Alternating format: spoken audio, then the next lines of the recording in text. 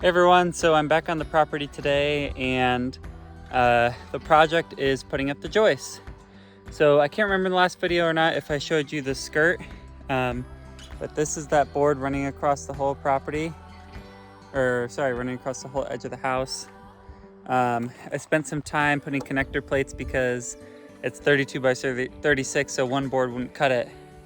I wound up putting the skirt on, attaching it to the girders, and then I put my first joist in, this one right in the middle. Went pretty well. I'm just using 2 by 8 by 20s. I put 2 of them in the middle, spaced them out so it was 36 minus the width of the 2 by 4s, and just kind of measured, make sure it's 36 feet, tacked them in place, and then use these joist hangers here to attach it nice and firmly. And that kind of gave some support to the skirt as well, because the skirt is hanging off of this girder here, so it needed extra support from that joist. After that, I noticed that this skirt board was pretty badly bowed, and so what I did was I put one joist right in the middle instead of going from the end, and spaced it out so it got rid of that bow, and made sure that the skirt was exactly 36 feet across on each side. So now I'm going to show you how I'm attaching these joists one by one. It's a pretty simple process, and it's actually going by fairly quickly, but I got about 28 of them to do, so it'll take me the day, but I'll show you how I get this done. Okay, so I have our next joist board set up. And the first thing I'm going to point out is I set this down and I realized that the board is crowned, and it's crowned so that this top part is not touching the board right here. So that's going to be really hard to push down and nail in. It's going to get all floppy over there when I push it down. So what I'm going to do is just turn it over the other way. Make sure that it's spaced evenly.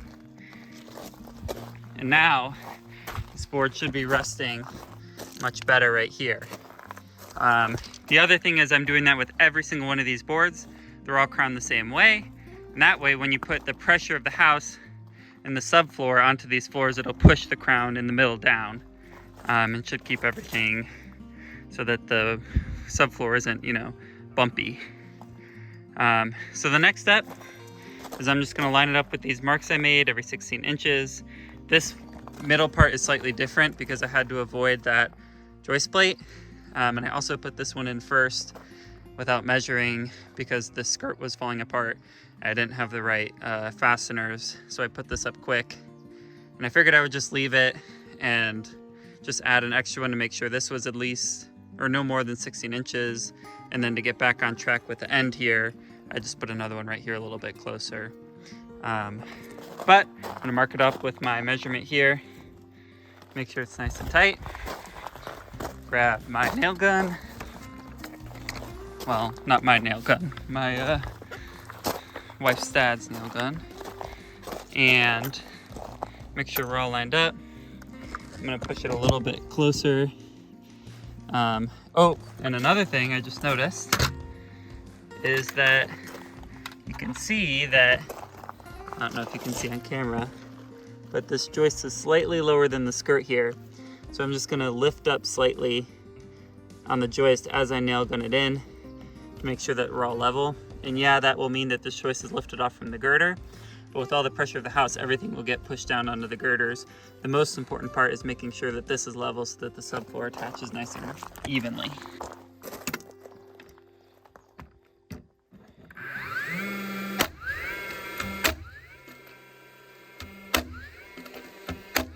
Now it's nice and flush on top, and it is lifted a little bit, but with the pressure of the house, it'll fall nice on that girder. So I'm going to do the same thing with that joist over there. Attach it in, and then I will bring them together in the middle. So one problem with these joists is they're not all exactly the same width. So they're supposed to be 8 inches. Real dimension is 7 1/4, I believe. but just the way that they take in moisture, because they're pressure treated, some have different hardness than others, they're going to be slightly different. So you can see here that even though when they're lined up at the bottom, the top is slightly off.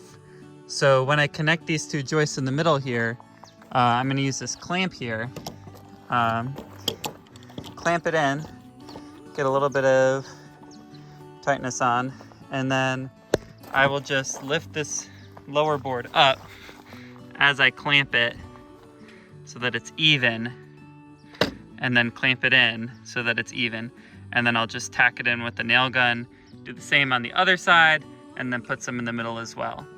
One thing I'll also note is that when you're tacking it in the middle here, you want to alternate sides, so pushing them in the nails this way and then putting nails in this way. But your nail gun might be too big to fit between this width. And so what I've been doing is pushing these joist hangers out of the way to make room.